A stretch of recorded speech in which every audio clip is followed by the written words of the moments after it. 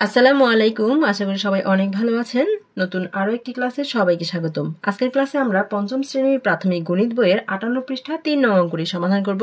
খেয়াল করো, প্রশ্নটিতে লেখা আছে 5/3 বর্গমিটার দেয়াল রঙিন করা যায়। 5/3 বর্গমিটার দেয়াল রঙিন করার জন্য 3/2 ডেসিলিটার রং লাগে। 1 ডেসিলিটার রং দ্বারা কত বর্গমিটার দেয়াল রঙিন করা যাবে?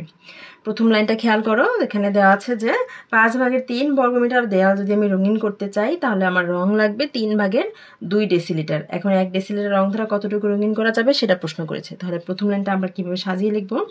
আমরা রঙের পরিমাণটা প্রথমে লিখে ফেলবো। 3/2 ডেসিলিটার, 3/2 ডেসিলিটার রং ধারা রঙিন করা যাবে।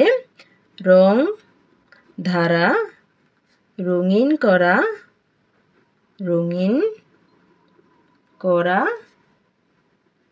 যাবে কতটুকু? 5/3 বর্গ মিটার। 3/2 ডেসিলিটার রং ধারা রঙিন করা যাবে 5/3 বর্গমিটার। সুতরাং 1 ডেসিলিটার রং ধারা রঙিন করা যাবে কতটুকু সেটা প্রশ্ন করেছে, তাই না? তাহলে রঙের পরিমাণ যদি কমে যায় তাহলে কি করতে হবে?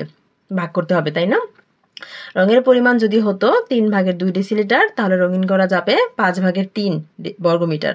রঙের পরিমাণ যদি কমিয়ে দেই 1 ডেসিলিটার হয়ে যায় তাহলে কতটুকু হবে এটা ভাগ করতে হবে, তাই না? 5/3কে ভাগ করব আমরা কত দিয়ে? 3/2, 3/2 দিয়ে। তাহলে আমরা উত্তরটা পেয়ে যাব। এখন ভাগ কিভাবে করতে হয়? 5/3 প্রথম ভগ্নাংশটা যেভাবে আছে সেভাবে রাখতে হবে, গুণকে লিখতে হবে ভাগ, তারপর পরের ভগ্নাংশটাকে বিপরীত করে দিতে হবে। 3 আছে কত? নিচে আছে, অর্থাৎ হরে আছে, তাহলে 3 লিখতে হবে লবে, আর লবের 2কে লিখতে হবে হরে।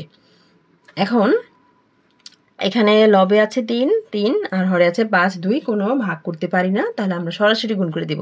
3 আর 3 গুণ করলে 3 3 9, আর হরে 5 আর 2 গুণ করলে 5 2 10। তাহলে 10/9 বর্গমিটার। আমরা উত্তর পেয়ে গেলাম। উত্তর হচ্ছে 10/9। উত্তর হচ্ছে 10/9 বর্গমিটার রঙিন করা যাবে।